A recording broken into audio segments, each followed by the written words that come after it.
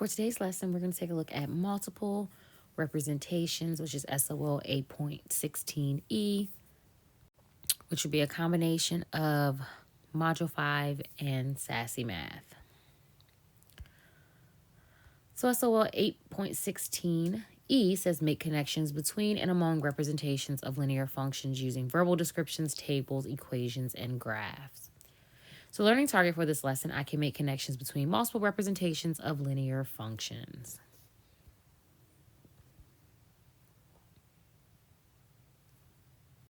All right, so looking here, we see we have verbal description, equation/rule, table, and graph. All right, so we're giving part of the table, but we have to determine what this equation is based on the verbal description. All right, so the verbal description says y equals twice a number increased by 1. So this goes back to translating an expression. So I'm going from the verbal to the algebraic. All right, so we have that y equals twice a number. So we're going to use x for that number because we don't know, that's our unknown. So we have 2 times x.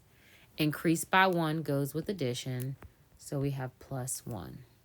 All right, so that's going to be our equation or rule for this based on the verbal description. Using this equation, we can now fill in our table. So we're given our x values. We now have to determine our y values based on the equation. All right, so I'm going to go ahead and plug in -2 for x. -2 times 2 gives you -4. Plus 1 gives you -3. So when x is -2, y is -3. All right, now I'm going to plug in -1. All right, so 2 times -1 is -2, plus 1 is going to give you -1. So when x is -1, y is -1. All right, now we're going to plug in 0 for x. Well, we know anything times 0 is 0, so we have 0 plus 1, which gives you 1. So when x is 0, y is 1. Now we're going to go ahead and plot those points. All right, so remember, we always graph. Coordinates are always in the form x, y. So we're going to go to the left 2 and down 3 for the point -2, -3.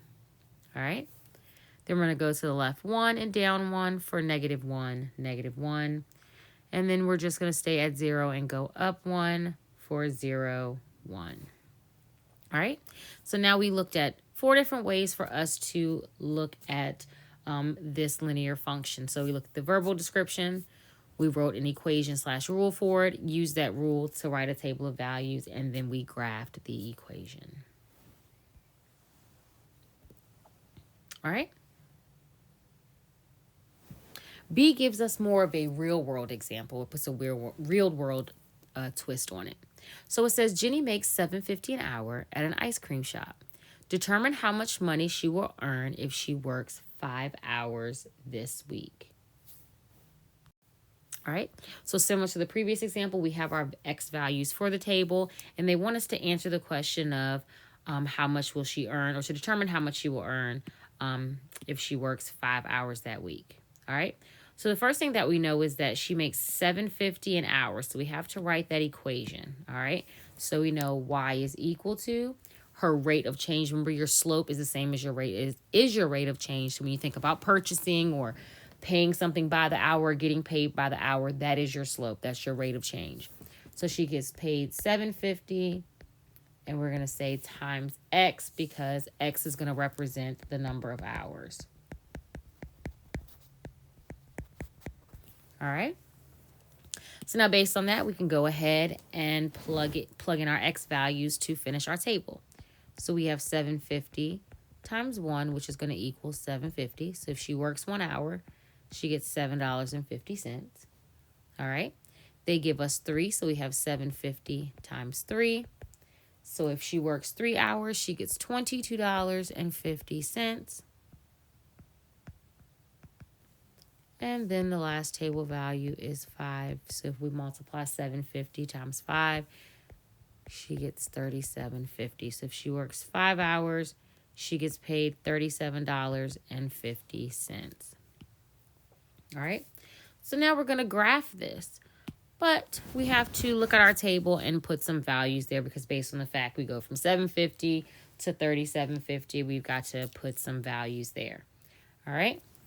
So for here, I'm just going to label my x-axis by ones. So we have 1, oops, didn't mean for that to be gray. So we have 1, 2, 3, 4, 5, 6, 7, 8, 9, 10. All right. Now we have 750. Gonna double that, and that's gonna be 15. We have 2250, 30, and then 3750. All right, so let's go ahead and plot. So when she works 1 hour, she gets $7.50.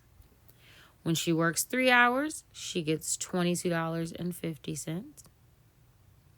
And when she works 5 hours, she gets $37.50. So again, we have written our equation / rule based on the verbal description, use that to complete our table, and then we graphed it. So again, 4 different ways to represent Jenny's hourly rate and how many hours, based on how many hours she works. All right. So now for C, I want you to try this one on your own. So notice with C, they do not give you a table of values. So you're going to come up with your own X values. Theirs may be the same as mine. They may be different, but it's completely fine. All right, so the verbal description, a medium-sized cheese pizza is $8, and each additional topping costs $1.50. So what I want you to do is come up with the equation. Then I want you to fill in the table, and then I want you to graph. All right, so let's look at the equation. So it says a medium-sized cheese pizza is $8, and additional toppings cost $1.50 each. All right, so you know that y is equal to our rate of change, or our slope is going to be $1.50, because think about it, the additional toppings cost $1.50 each. So that's going to be our x. And then we have plus 8, which is our constant. So if you get no toppings, you're paying $8 for the pizza. If you get 1 topping, you're paying $9.50, so on and so forth. All right. So for my table of values, I'm just going to use 0, 1, and 2. So plugging in 0, we have $1.50 times 0 plus 8, which is going to give me $8, as I was just saying. We have $1.50 times 1 plus 8, which is going to give us $9.50. And then we have $1.50 times 2 plus 8, which is going to give us $11. All right. So just like on the previous one, we're going to go ahead and label, but I'm going to put a little bit of space in between these since we're only going up to 5. All right. So that will be based on the number of toppings. And then we have 8, $9.50, 11, $12.50, and we'll stop at 14. All right. So again, our coordinate points are x, y. So we go to 0 and go up to 8 because, of course, if you don't get any toppings, you're going to pay $8. 1 topping, you're going to pay $9.50. 2 toppings, you're going to pay $11. All right. So this concludes our notes portion. Now you are going to practice on the next page, matching the verbal description, equation, table, and graph. And we will check those together once I log onto the video prior to you completing your exit ticket.